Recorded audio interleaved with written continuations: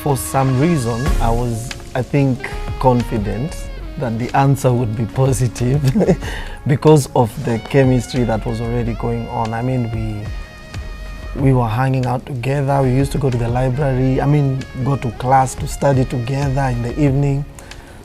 So for me, I wasn't going to take a no. I was actually expecting a yes. So, and lucky enough, that's what came.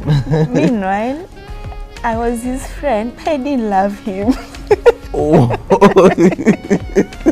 He always says I pretend when I say that. I never loved him to be in a relationship with him, but I loved his personality. I loved the person he was, but I didn't have a romantic feeling towards him. People always refuse when I say that.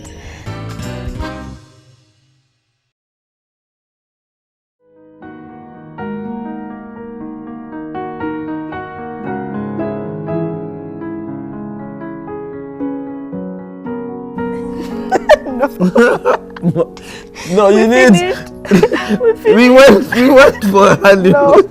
Imagine, so this is what happened. This guy, being a pastor, had planned for a mission 2 weeks after our wedding. So you're like 2 weeks old married, and this guy has to go for a mission. Where was it? Meru? It was Meru National Park, Meru National with a Park. church. Do you know me? I caused the scene on that morning that he was leaving. He's supposed to go alone, leave me in the house. So we spent our whole week in the house, and 2 weeks we didn't go anywhere for honeymoon. So now he's supposed to leave me. I'm like, dude, you're not going. If you have to go, we are all going for this mission. There's no way I can be your wife for 2 weeks and you're leaving me for a mission. So if it's mission, and since you already said yes, and it was before the wedding, now we have to find a way that I'm going with you. So you call the pastor and tell the pastor your wife is coming along. And we went. It was kind of hard and weird, but we went. I was like, it's either we go or you don't. So Yeah. we went to Meru National Park, and that's how we went for the honeymoon. It was frustrating in a way because we have to be with everybody else. You're just married. You don't even know a lot yet about this guy, but it was kind of fun to just get out together and to go. I couldn't imagine staying in that house alone. Well, okay, so me, what I learned is, you know me, I'm a last born. So, and then she's a firstborn of 7. 7, yeah. She's a firstborn in a family of 7. So, I picked out that she was, actually, it's like I was taking offense with it. Actually, I think at some point, Limambia, Bono anibeba ka last born. And I'm your husband. Karibu nimwambie siwe ni last born.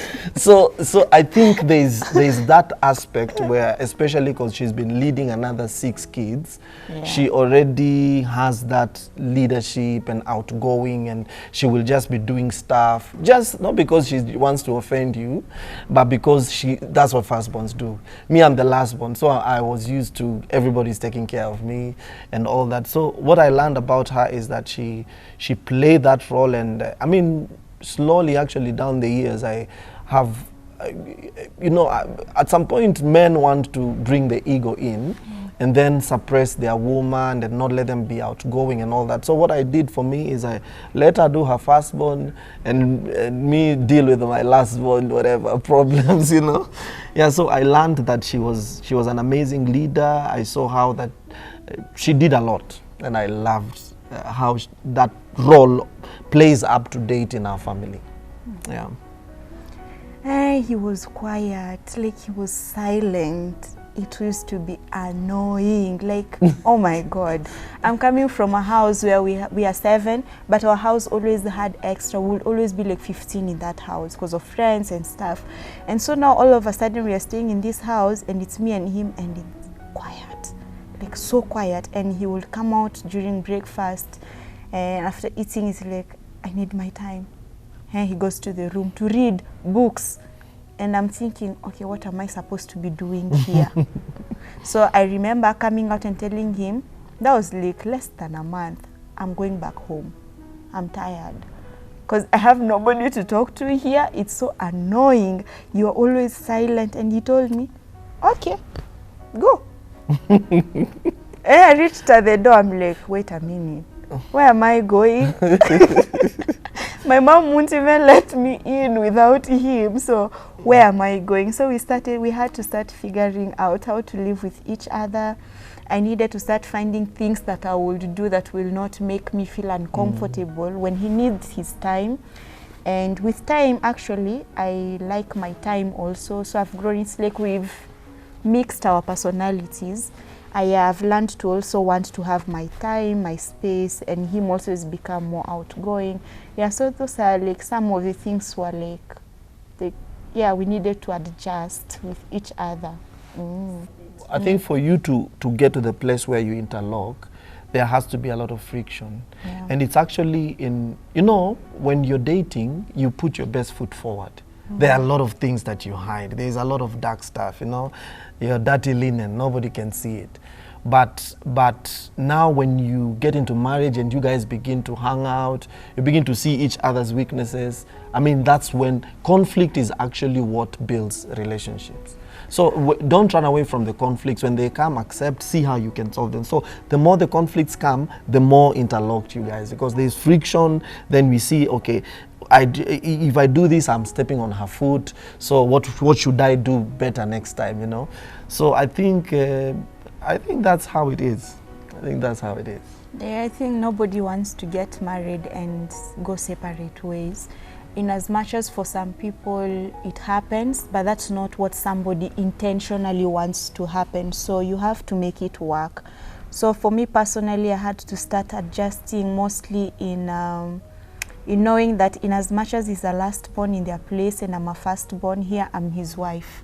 And I need to let him make some decisions for us and not bring out, even if I know what's supposed to be done, I will not do it or say it. I'll have to let him, because it used to affect him, because I was ignorant. Me, I didn't know I was doing anything. I was just being me. And I realized actually I can step back and let him be and let him make decisions. And that actually started playing out well, because now he doesn't have to feel like I'm dictating stuff and telling him what to do, and yet he's a whole grown man and he's supposed to be the leader of our home, and he should call out shots. So it helped to like know, okay, this is how far I can go, this is where I shouldn't go. And with that it comes like now he feels more comfortable with me. I feel more comfortable that there's only this far you can go, so that your person doesn't feel offended and they don't feel bad. Yeah, they can still be themselves.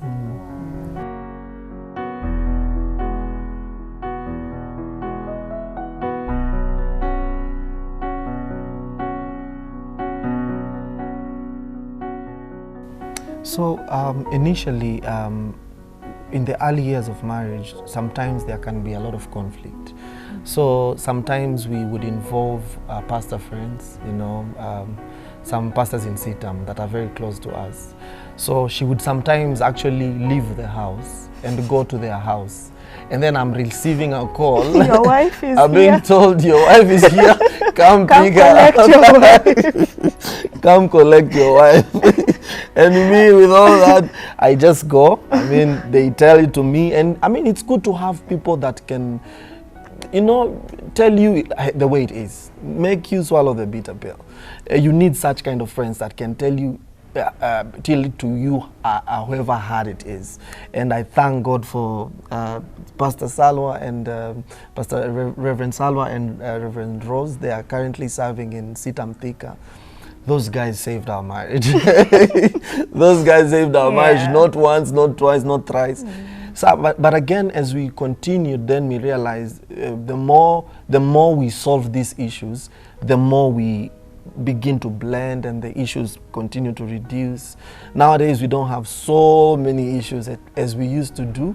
But yeah. I mean, I remember that. I mean, that was really definite, those early years. Now we have conflicts, we get angry at each other.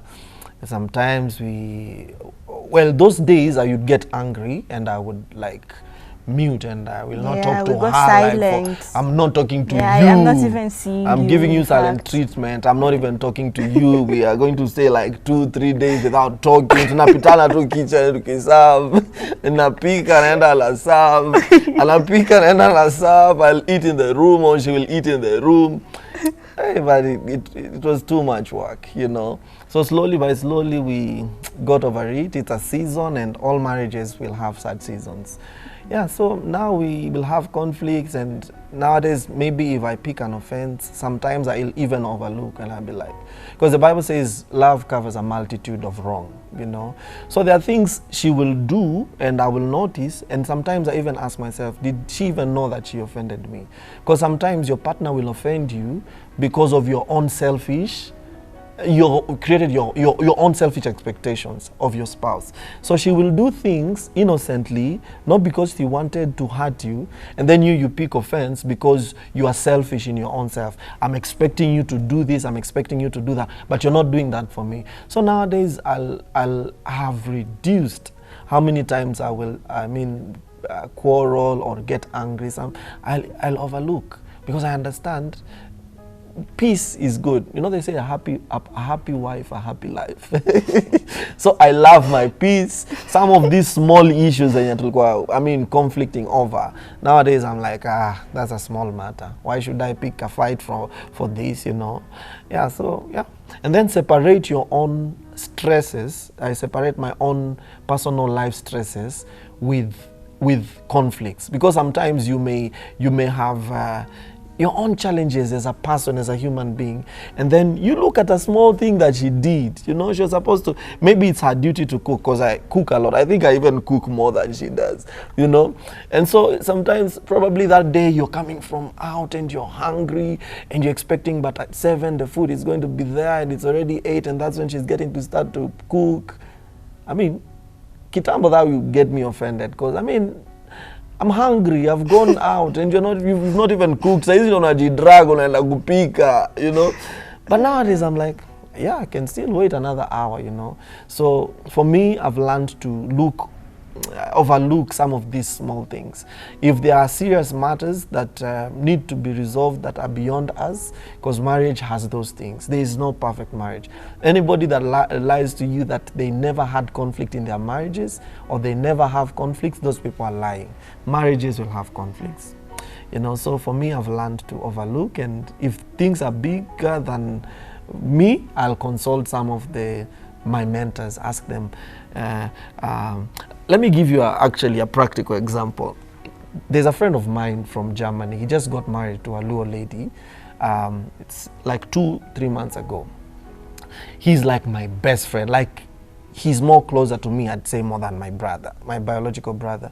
We've been friends for years. He would just fly in almost every other time to just come. We go out, like we've been together. So he was having a wedding.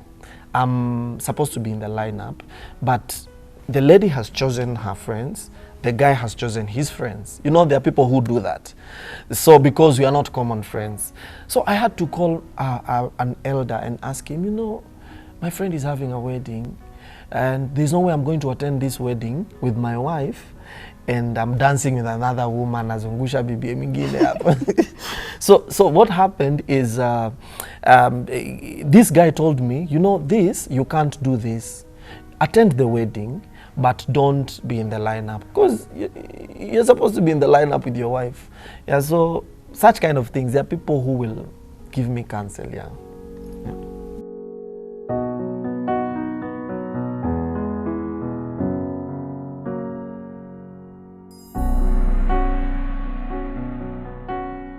I am one person who relies on God, like literally for my day-to-day activity. So I always ask, what do I do here? What do I do here? Because when I make decisions out of my head, oh my God, they don't go well. So I have to rely on God to help me to make the right decisions, even when I am angry at him, even when I am mad, when I'm annoyed. God always will tell me what is the best thing to do. It doesn't mean that I don't make mistakes, or decide things out of anger. I do. In our early years of marriage, I've packed. He's even helped dropping me. Like, he's put the suitcase in the car and like, let's go. And I'm like, where are you going? I'm like, I don't know. Just drop me by the roadside. And then you're like, oh, you don't know where? Then we're going back home. So we'll drive back to the house. I'm like, Drama. my friends are going to hear this, they'll be shocked. So we'll go back to the house and I'm like, okay, yeah, we are here to stay. So God has helped me. Honestly, God has helped me, because I can be hard-headed, and it's been God. I think my submission to God is what has really, really helped me to build the home and to remain a wife and to be all that. He mentioned friends, those ones he mentioned, the pastors, they've helped. We also have other pastors, Pastor Mwendwa and Grace. Oh, yeah. Those ones have also held us down. Like, you know, you guys, this marriage thing, we are doing it together. So having that, it has helped to build home. So you ask, inquiring from people and asking God. Yeah, mainly for me, it's been God.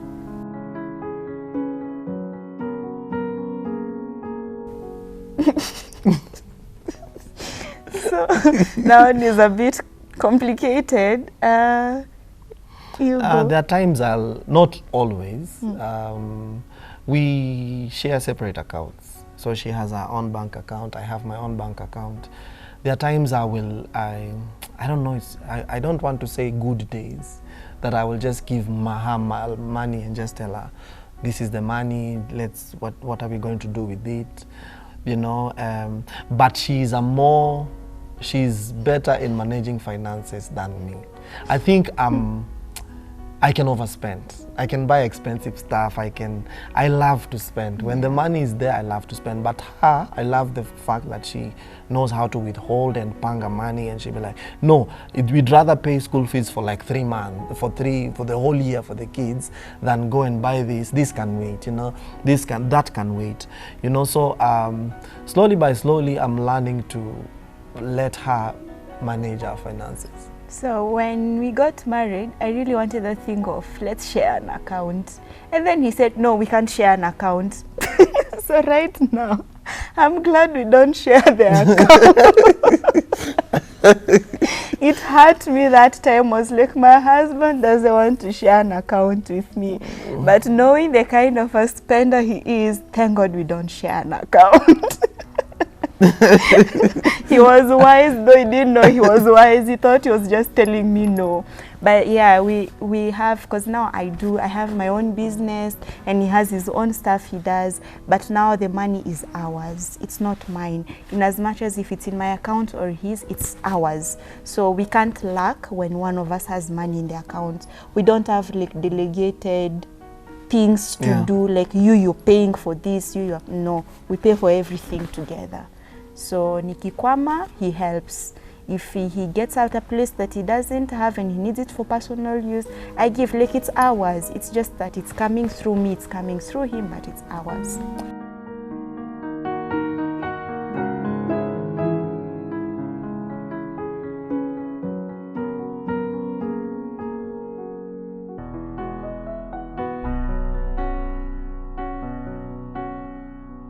I think with years we've become closer, funny.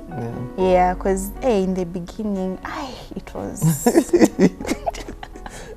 you know. But with years, as we keep growing together, we've become closer. We got our first child like the following year after the wedding, and the other one, which, you know, it can cause some distance. But nowadays, I think I love being around him more. And it seems like he also does more, because he spends a lot of time with me. So yeah, we try, and we are intentional, and sometimes we don't I don't think for us we plan to do, it just happens. Yeah, because we've become more close and friends. Sex is a must in marriage. And it has to be done as often as possible. It's very important. It's very important. But I mean, naturally, biologically, men are created to make babies. So there's something biological about sex. There's something that has to be released every now and often. You know, so if I know there are times, I mean, relationships where unakaziwa, unajua, and that is what brings about extramarital affairs, you know. So I think for me, sex is important. It's a priority in marriage. Anybody that says sex is not a priority in marriage, they are not honest. They are actually lying. So do it as often as possible. But then again, for women, I think I've come to learn, women connect emotionally, you know. For men, a man will just want to release, you know, sometimes. So you have to be good to your woman, you know, love on her. If you want good sex, you have to prepare by loving your wife and treating her well, and you will get the best sex ever. Yeah. So it's very important because surely if God himself created it for marriage, that was the initial plan. We don't refuse that it happens outside marriage, but if that was the initial plan, it shows how important this thing is. It makes the bond grow, you become more closer, and it just creates a good environment for you.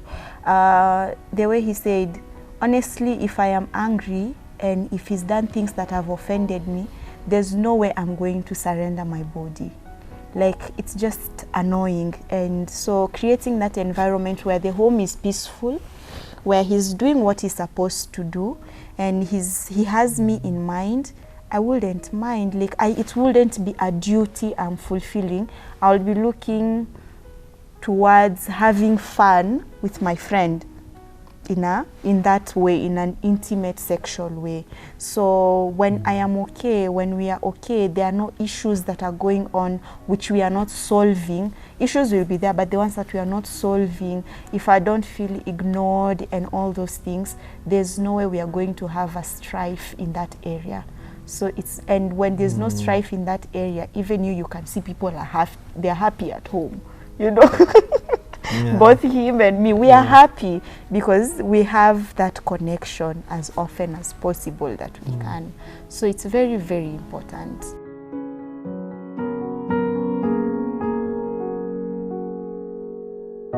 I think for me, you need to master or learn your partner's love languages.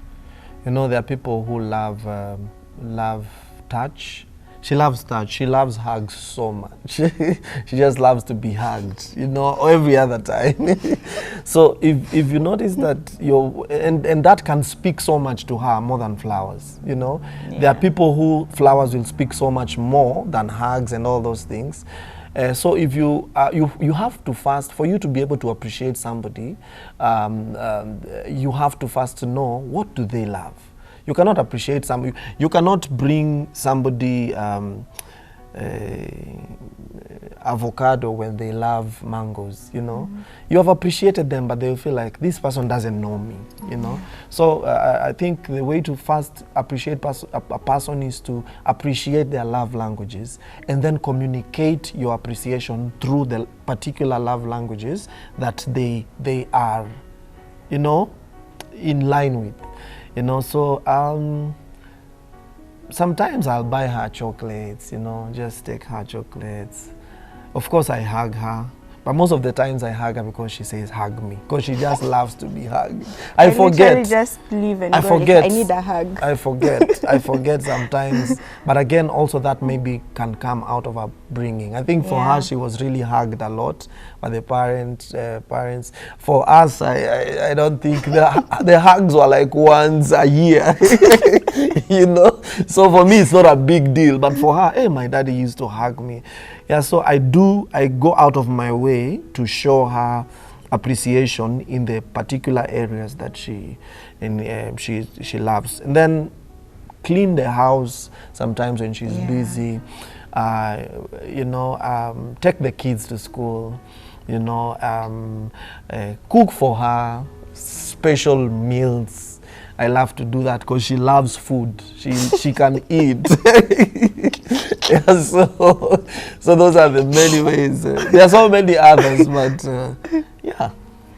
So for me, growing up from our house, we've always had unplanned parties. My mom is that type. She can wake up today and she has money. She's like, call your friends, we have a party tomorrow. And people will come, even 100 people will show up. We'll cook and have fun. And then, unlike their place, they don't do that. You guys celebrated birthdays? I don't think really. Really? Yeah, but for us, we are 7, but everybody's birthday every year must be celebrated. And for me, I used to be vocal about it. Like, I'll start shouting about my birthday like 3 months before. Like, we are having a party, you guys, my birthday is coming. But now getting married to him, I realized they didn't do that at their place. So he didn't know how to celebrate birthdays. Just happy birthday, and we did them done. Once in a while. Yeah, and it's done. And for me, it used to be offensive because I expect you to do something big, you know, call people, and it never used to happen. So I came to understand background also affects how people respond to these things, and I just had to become okay with it. Like, you know, I had to tell him, hey, for me, I like it when we do something and we don't have to go out of our way to do something, but do for me something. Like next year, try remember, do something, bring a cake or something, you know. And he started picking that and to do it. We don't have to have a huge party like at my parents' place, but that shows me that he took it serious, that I love, because I would really get offended. Yeah, like I'm mad, like I'm waiting for a surprise or something and there's nothing happening, and I'm like, what do you take me for, you know? But right now I've understood, it's not such a big deal as long as he's remembered and done something, no matter how small, even if it's just me and him and the kids, I'm okay. Yeah, it's fine. We don't have to do a big deal or go on a vacation or anything, though I wouldn't mind, but it necessarily doesn't have to happen so that he shows that it's a special day, you know. Yeah, it can just be the 4 of us, me, him and the kids, and a cake, a chocolate or something. Yeah, it's okay.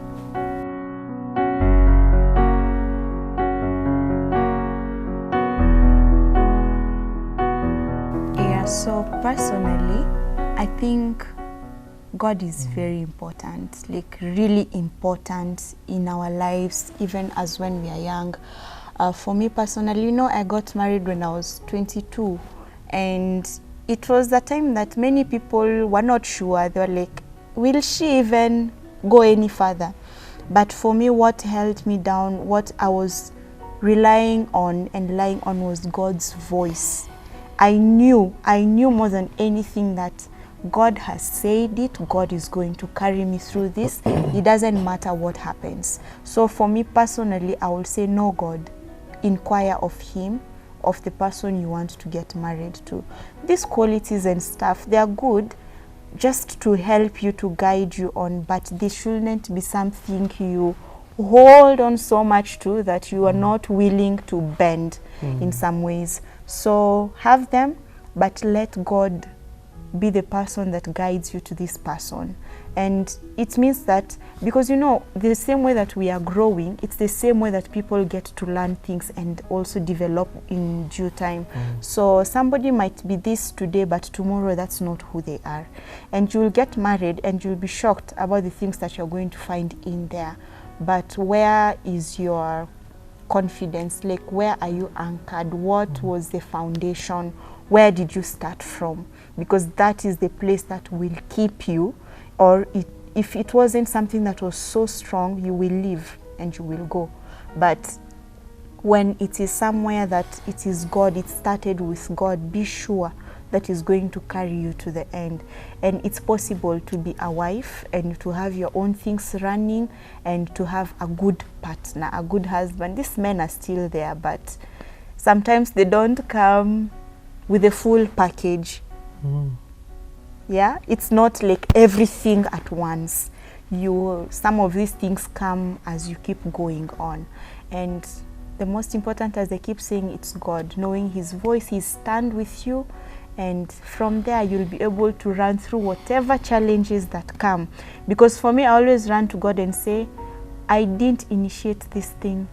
you did, and you have to hold me down to it, and that helps me. So know that, don't expect a full package. Sometimes it might come a half or quarter of what you thought, but as long as you know this is what God has for you in mind, the rest of the things will come as the days come. Because even me, my business has started and peaked after I got married.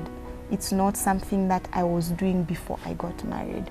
So yeah, know your God and let him guide you. Of course, the foundation, as she said, she's already said a lot of things, but just my 2 cents to the young people, men out there, don't be under pressure to marry.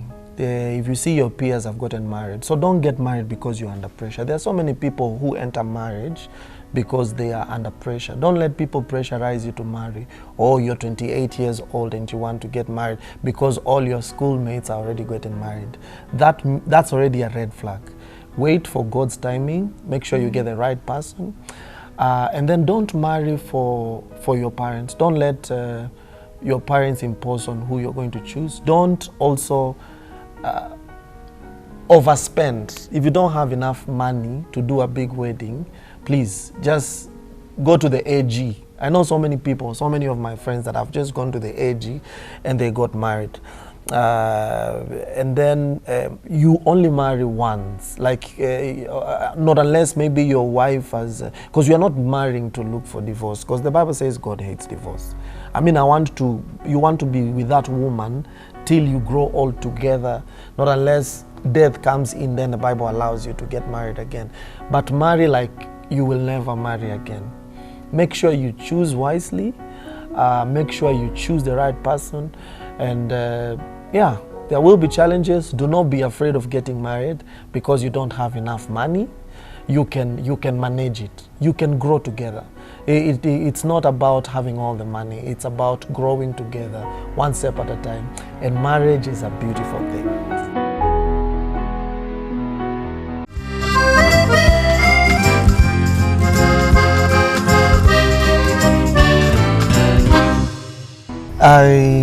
I still love you, and my love for you grows like every day.